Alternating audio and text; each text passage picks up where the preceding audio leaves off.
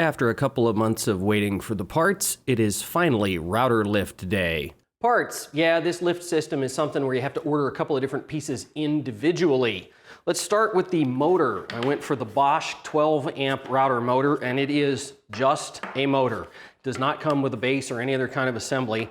It has a switch and a speed control and a cord, and that's pretty much it. But for the lift itself, I went with a JessEm Rout-R-Lift II. I toyed with the idea of building my own lift, but for the price, you can't argue with these things. They're relatively high quality, they're relatively affordable, and if you can deal with the ship times and the customer service for JessEm, you can get yourself a pretty sweet deal on a pretty nice lift. Make sure you go through the bubble wrap that packs the lift in the box with a fine-tooth comb, because some pieces you need are wrapped up in there. And then finally, we have the lift itself and, of course, some directions. I've got to put the hole in my table saw wing where this thing is going to go. And that's what this bugger is for. This is a template for routing out the space where that plate drops. It is an overpriced piece of MDF that you have to order separately. The JessEm router lifts don't even include a paper template for the hole that it drops into. I am not going to take my first attempt at cutting a hole for this in the actual table saw wing. Let's grab a scrap of melamine and get the technique and the depth set right on the router. Ultimately, we want a 3/8 of an inch cut, maybe just a little bit fat of that, into the melamine. So the first thing I'm going to do is I'm going to bottom out the bit against the melamine and lock it down. That's my 0 point, so I'm going to lock the adjustment lever down, and I just picked the middle step on the turret because you have to pick one. Now I'm going to raise my adjustment lever up 3/8 of an inch and lock it down. And now when I plunge all the way down to this second turret, I will be 3/8 of an inch. But I'm not going to take that much off in one pass. I'm going to rotate over here to this taller one, and I'm going to make a first pass, taking off the first 1/8 before I click it over and take off the second 1/4.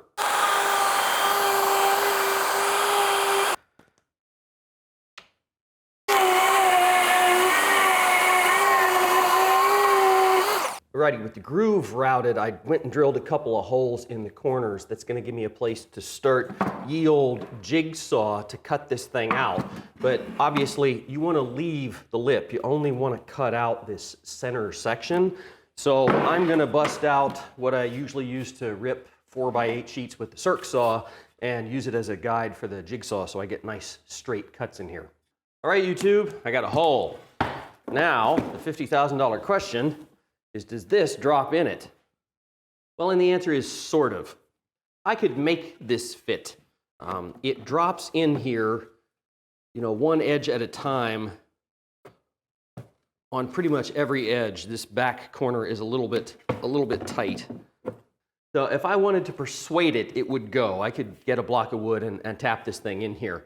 And the depth is pretty good. When you seat it in there, it does in fact sit flat. Okay, but that does mean I'm going to change two things when I go over there and do this for real in the table saw wing. First thing is I'm going to set that router bit just a little bit deeper, maybe as much as a 1/16 of an inch. The router plate has leveling feet on it, so what you really want is you want it to sit down inside of here a little bit subsurface and then bring it back up with the leveler so that you can get it completely flush. And then the second thing is I'm going to be a little bit more diligent with my last pass of the router bit. And once I have the channel cut the whole way around there, I'm going to run that router around the template 2 or 3 times just to make absolutely sure that I have cut as far, you know, into the perimeter as the template will allow. If it still is this tight when I go to drop it in the real thing, I won't force it. I'll get out the sandpaper and I'll ease it back. Carpet tape is what I use to hold down the template. It's nice and thin, unlike the foam double stick tape, so you don't have to compensate for its thickness, and it's just the right amount of sticky.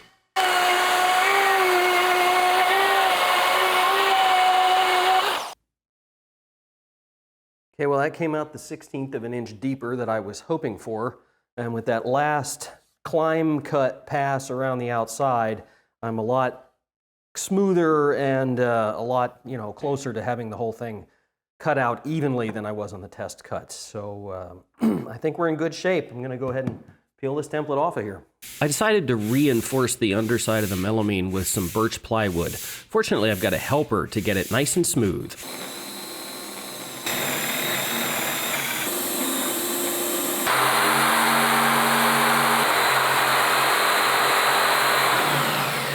A bevel-down chisel works great to clean up any ragged edges left by the jigsaw. You want this surface to be perfectly smooth. Moment of truth time. Let's see how we did. Like a glove. Well, that's about perfect if I do say so myself. It drops right in, but there's almost no visible space around the outside of it. And it's just barely, and I mean just barely, below the surface of the melamine. Gonna be no problem at all. Quarter half turn of the leveling feet and it'll come up just perfect. Now that we've prepped the hole where this thing is gonna drop, we can go ahead and get to putting the hardware in here, including the motor, so that we can drop it in and press it into service. What JessEm recommends for the procedure to install the motor is that you crank the lift all the way, what would be up if it's installed, and then turn it upside down and set it up on some blocks. What that lets you do is drop the motor down in here and set it so that the top of the motor basically comes right up to where this plate is going to install. I also want to make sure I orient the motor so that the speed control is easy to get at. I'm right-handed, so I want to be able to reach under and have the thing be on the right side and towards the front.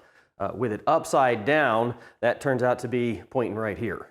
With the base sitting on 2x4s to prop it up and the motor dropped all the way down, it's a pretty good fit.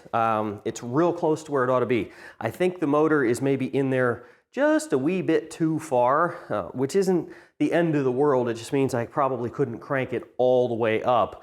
But since I don't have any super tall bits and I'm not worried about getting every 16th I can out of it, I'm gonna slip this little spacer of plywood under here to just raise the motor up a little bit. Yeah, and that's where I'm gonna cinch it down. Cinch it down is super simple. It means tighten up this one screw right here that squeezes the little gate mechanism closed.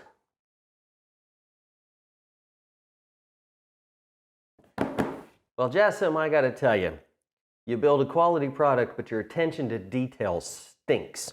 There are 10 holes for set screws in this thing to level it and have it, sit on the lip properly and flush with the tabletop.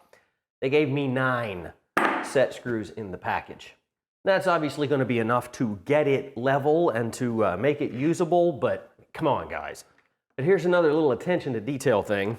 This snugger on the left doesn't come all the way to the edge of the lip where the plate sits. Now that might be my fault. I'll have to go back and reread the directions and see if maybe I wasn't supposed to cut so much of the middle out of here. But nevertheless, that means I'm gonna have to put a little spacer block in there. Now fortunately, I have, 1/10 of a millimeter or something like that of play, so I'm not really relying on this for a nice tight fit, but it's still annoying.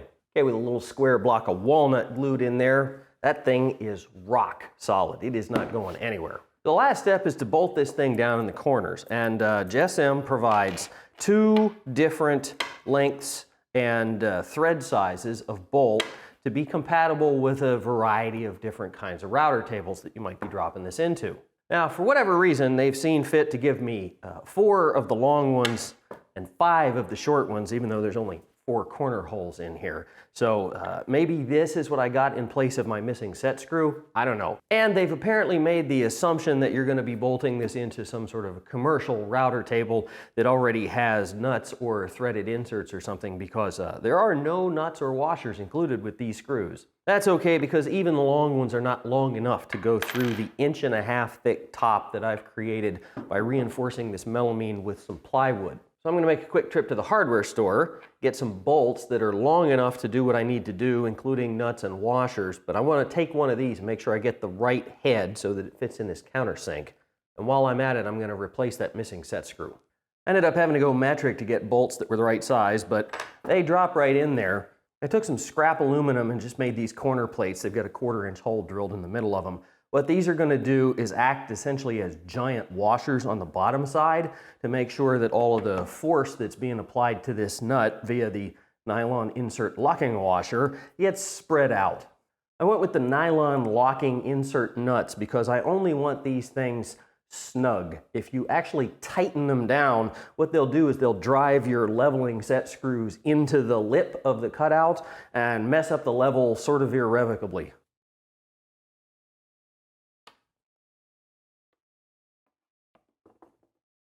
The whole point of a router lift is to make it really easy to set up your bits at exactly the right height and hopefully make changing them relatively easy.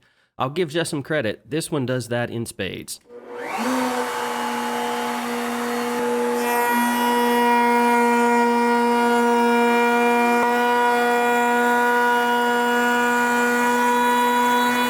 I'm raising the bit a 1/4 inch here, but the scale is actually marked in 1/256.